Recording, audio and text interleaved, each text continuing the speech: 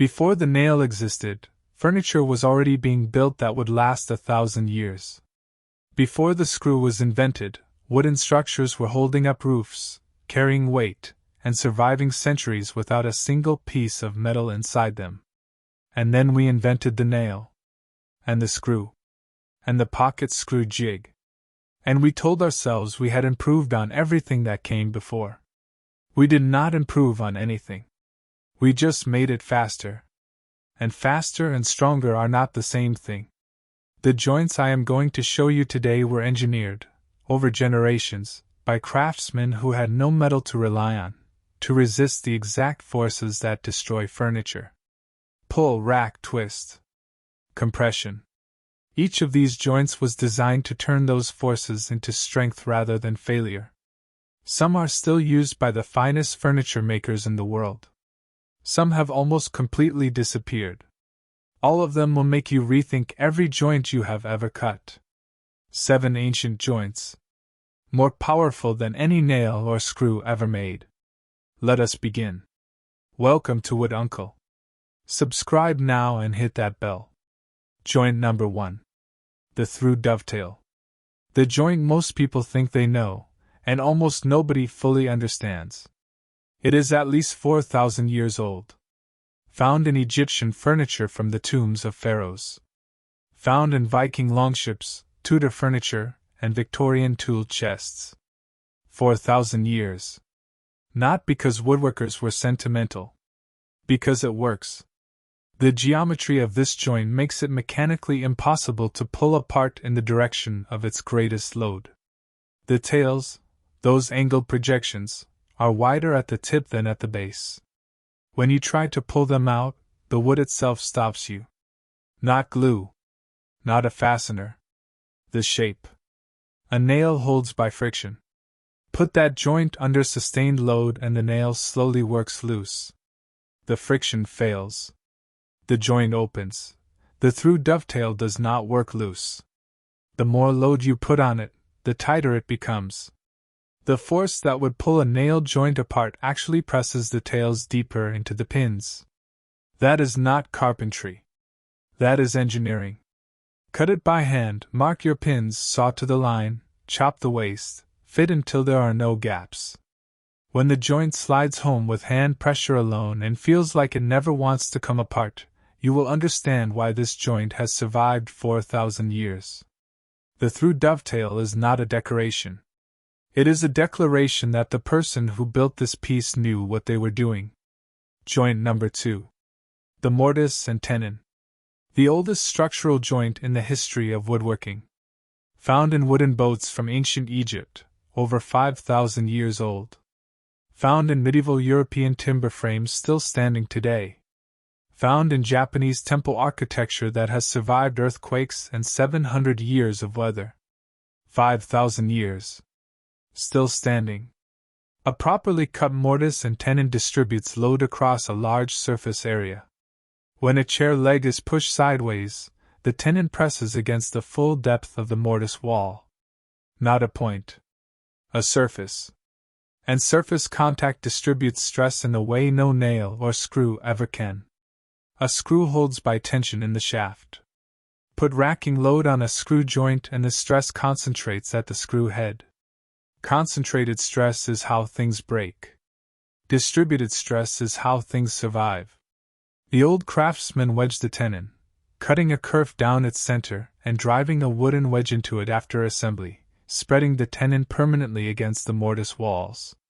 And they drawboard it, drilling a slightly offset hole through the assembled joint, and driving a tapered peg through it, drawing the joint tight with a force no clamp can match. No glue. No clamp. No metal of any kind. The mortise and tenon is self-reinforcing. The forces that try to destroy it are the same forces that tighten it. That is why timber frame buildings built this way are still standing after 500 years while houses built with metal fasteners last 50. Joint number 3. The Drawbored Peg. Most woodworkers have heard of it. Very few truly understand it. Here is the principle. You cut a mortise and tenon. Assemble it dry. Drill a hole through the assembled joint. Disassemble. Then drill the hole in the tenon again. Move slightly toward the shoulder. 1/16 of an inch. When you reassemble and drive a tapered wooden peg through the offset holes, the peg cannot follow a straight path. So it draws the tenon toward the shoulder, pulling the joint tight with a force a mechanical clamp cannot match. Permanently. No glue. No metal. Just geometry and a wooden peg. A screw holds by gripping wood fiber in its thread. Over time, with seasonal movement, those fibers compress and the screw loosens. You have seen this. The chair that wobbles. The hinge that sags. A drawboard peg holds by deformation of the joint itself. The tenon is permanently drawn toward the shoulder. There is no fiber grip to fatigue. There is no thread to loosen. The joint is held by the shape of the wood, and wood does not forget its shape. If you build chairs or tables that will take repeated load, learn the drawboard peg. It will change what strong means to you. We are halfway through, and the next 4 joints are the ones that will genuinely surprise you. Hit that like button if this video is already changing how you think about your woodworking. Subscribe if you have not already. Joint number 5 is the one that built the most complex wooden structures in human history without a single nail. Stay with me. Joint number 4. The bridal joint. Almost completely disappeared from modern woodworking, which is a genuine loss. The bridal joint is an open mortise and tenon. The mortise is cut all the way through, leaving 2 open cheeks. The tenon slides in from above. The result is a fully interlocked joint that is enormously resistant to racking. A screwed butt joint relies on the screw's shaft to resist racking. Put enough load on it, and the screw bends. The wood compresses. The joint racks.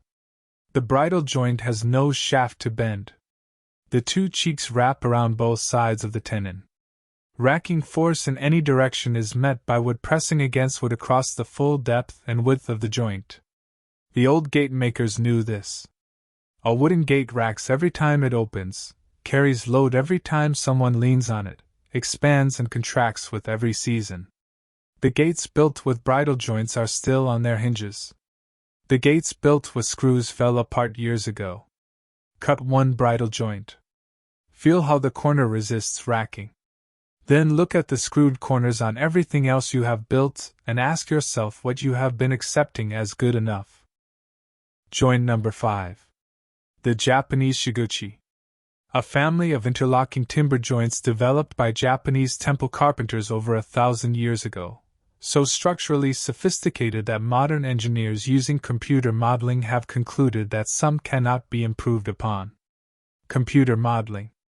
Modern structural engineering cannot improve upon joints designed by hand 1,000 years ago. The principle is that wooden structures must move. Earthquakes happen. Timber swells and shrinks. Anything designed to be perfectly rigid will eventually fail under dynamic load. So Japanese temple carpenters designed controlled movement, a specific, limited flex, in exactly the directions where stress would occur. The joint absorbed earthquake shock by allowing the timber to move within the joint geometry, dissipate the energy, and return to position. These buildings have survived earthquakes that destroyed modern concrete structures built around them. The most famous is the kigumi, a 3-dimensional interlocking joint that can only be assembled in one specific sequence, and cannot come apart under any load once assembled. No glue. No pegs. Just geometry so precise that the joint locks itself. What shiguchi teaches you is this. A joint designed around the forces it will face will always outperform a joint that simply holds things together. Every nail and screw holds things together.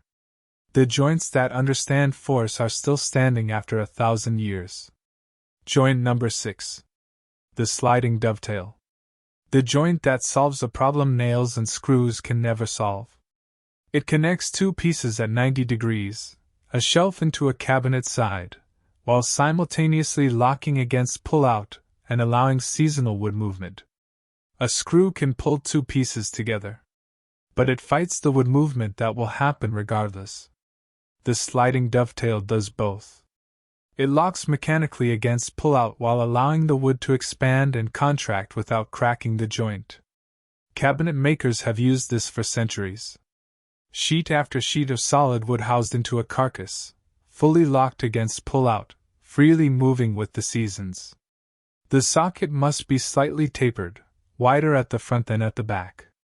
When the shelf slides home, it tightens as it goes in, locking in the last inch of travel. A screwed shelf bracket holds from below with tension in the shaft, and that shaft fatigues as the wood moves above it. The sliding dovetail holds from every direction simultaneously by virtue of its shape. Replace one screwed shelf with a sliding dovetail on your next cabinet. Feel the difference when it locks home. That feeling is what woodworking felt like before we decided screws were good enough. Joint number 7. The tusk tenon. Saved for last because it does something no other joint on this list does. It is designed to come apart. Not to fail. Not to loosen. To be deliberately disassembled and reassembled, repeatedly, without any loss of strength. The tenon passes completely through the mortise piece and extends beyond it. A tapered wooden key, the tusk, is driven through a slot in the protruding tenon. The taper wedges the joint tight. To disassemble, you tap the key out. To reassemble, you tap it back in. In its assembled state, it is as strong as any fixed joint. The key prevents lateral movement. The shoulder prevents racking. The through tenon geometry prevents pull-out. And yet it comes apart in 30 seconds with a mallet. 500 years before flat-pack furniture existed, craftsmen were building pieces that could be assembled and disassembled at will, not with cam locks and Allen keys, but with shaped wood and a wooden mallet. And their version was stronger, more stable, and more beautiful than anything a factory produces today. The tusk tenon is a reminder that the old craftsmen were not working within limitations. They were working within a philosophy. Wood is enough. Shape is enough. Geometry is enough. You do not need metal to make something strong. You need understanding. 7 joints. No nails. No screws. No metal of any kind. And furniture built with these joints has outlasted everything modern woodworking has produced. 7 ancient joints more powerful than any nail or screw ever made. The through dovetail, which uses load to tighten itself. The mortise and tenon, which distributes stress across a surface. The drawbored peg, which locks permanently through offset geometry. The bridal joint, which wraps wood around wood to resist racking.